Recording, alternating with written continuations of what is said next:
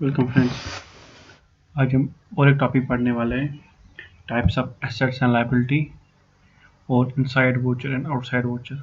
Voucher हमने already पढ़ा है और उसमें रह गया था एक inside voucher and outside voucher क्या होता है।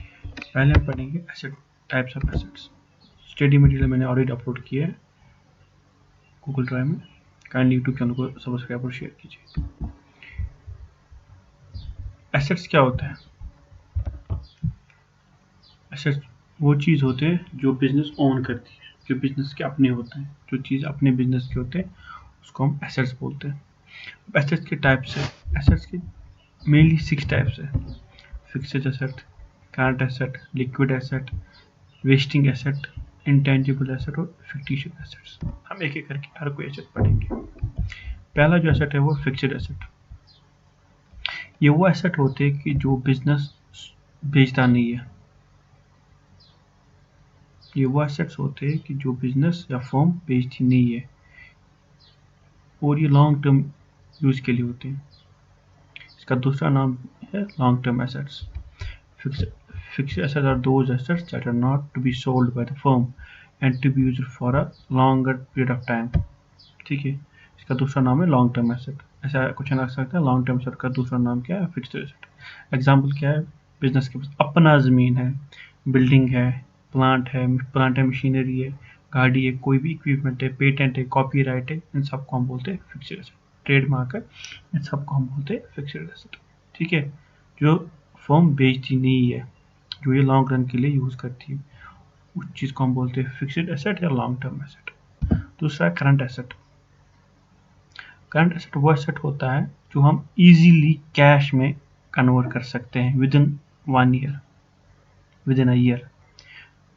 करंट एसेट वो एसेट होते हैं जो हम इजीली कन्वर्ट कर सकते हैं कैश में विद इन अ ईयर। जैसे कैश एट बैंक, हम बैंक के पास है, बैंक हमारा कैश बैंक में है, बैंक के पास की इन्वेंट्री हमारे पास है, स्टॉक हमारे पास है, स्टॉक हमारे पास है, हम 1 साल में बेचेंगे, हमारे पास पैसा आएगा। ठीक है। Liquid asset. लिक्विड एसेट वो एसेट होते हैं जो already in the cash form होते हैं, जो already in the form of cash होते हैं और can easily B convert into cash. ठीक है, वो कौन से होते हैं? फिक्स्ड डिपॉजिट, आपने सुना होगा, एफडी, बैंक में एफडी हम रखते हैं, वो लिक्विड एसेट है। बैंक के पास एफडी उनको दे दो, उनको बोलो एफडी ब्रेक करनी है या एफडी की मैच्योरिटी हुई है, वो अकाउंट में डालने का आप निकाल सकते हो, कभी भी निकाल सकते हो। लिक्विड है, ये कैश के हिसाब से होता है। गवर्नमेंट बॉन्ड्स है, आपने गवर्नमेंट बॉन्ड्स खरीदे हैं, गवर्नमेंट को वापस दे दो, आपको पैसे देंगे, उनको बोलते हैं market securities, money market, treasury bills, वो उतना आपको नहीं जाना है, बस गवर्नमेंट को वापस दो, आपको पैसा देंगे। बैंक के पास एफडी आपने रखी है, एफडी की मैच्योरिटी हुई है या एफडी पहले ही ब्रेक करनी है, बैंक के पास जाओ, वो आपको पैसा देंगे, को बोलते हैं लिक्विड एसेट। अब वेस्टिंग एसेट है, मुझे लगता है आपने पहली बार सुना होगा वेस्टिंग एसेट क्या होता है। क्या कभी एसेट वेस्ट भी होता है? जो वेस्टिंग एसेट होती है वो एसेट है जिनका यूजफुल लाइफ होती है, कुछ लाइफ इनकी होती है, हम यूज़ करते ये डेप्रिशिएट हो जाता है, यूज़ करते करते एक टाइम पे ख़त्म हो जाता है, ये एसेट एक टाइम पे ख़त्म हो जाता है।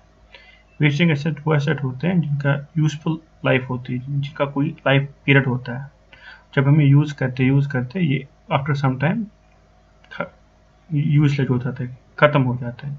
जैसे आपके पास गैस है, एसेट है, यूज़ करते ख़त्म हो गया। टिम्बर है, जलाया ख़त्म हो गया। कोल है आपके पास, कोयला जलाया ख़त्म हो, एसेट है, जलाया ख़त्म हो गया। पेट्रोल है, जलाया ख़त्म हो गया। ठीक है, जितना मशीन को यूज़ करते हैं ये डेप्रिशिएट हो जाता है और ये ख़त्म हो जाता है। एग्जाम में आ सकता है वेस्टिंग एसेट क्या होता है। इंटेंजिबल एसेट, ये वो एसेट होते हैं जिनको हम हाथ नहीं लगा सकते, that can not be touch, goodwill, patents, copyright. ठीक है। फिक्टिशियस एसेट, इंपॉर्टेंट एग्जाम में मेनली यही आता है, फिक्टिशियस एसेट होता क्या है? इनकी कोई वैल्यू होती नहीं है। एसेट वो होते हैं जिनका कोई वैल्यूलेस एसेट होता है, ये हम शो सिर्फ करते हैं फाइनेंशियल स्टेटमेंट में, या ये एक्सपेंसेस, इनको हम ट्रीट करते हैं एज एक्सपेंसेस। जिन एसेट्स को हम ट्रीट करते हैं एक्सपेंस, उनको बोलते हैं fictitious assets. Those assets which are treated as expenses are called fictitious assets. मगर इनका कोई वैल्यू नहीं होता है। जैसे मैंने कोई बिजनेस स्टार्ट करता, मैं पहले लिखता हूँ किताब में प्रीलिमिनरी एक्सपेंस, इतना खर्चा होगा मुझे बिजनेस स्टार्ट करने में, फिर होगा कि नहीं वो अलग बात है, ठीक है। आपने शेयर इशू किया, शेयर जब कंपनी शेयर इशू, उस पर डिस्काउंट दिया, उस पर डिस्काउंट, उसको बोलते हैं फिक्टिशियस एसेट्स। एडवर्टीजमेंट एक्सपेंसेस पहले लिखती इतना होगा, फिर होगा कि नहीं वो अलग बात है, उसको बोलते हैं एडवर्टीजमेंट सस्पेंस, ठीक है, उसको हम बोलते हैं फिक्टिशियस एसेट्स। ये वो एसेट्स होते हैं जिनको हम ट्रीट करते हैं एक्सपेंस, उनको बोलते हैं फिक्टिशियस एसेट्स। अब लायबिलिटी, लायबिलिटी 4 टाइप की होती है। लायबिलिटी क्या होती है?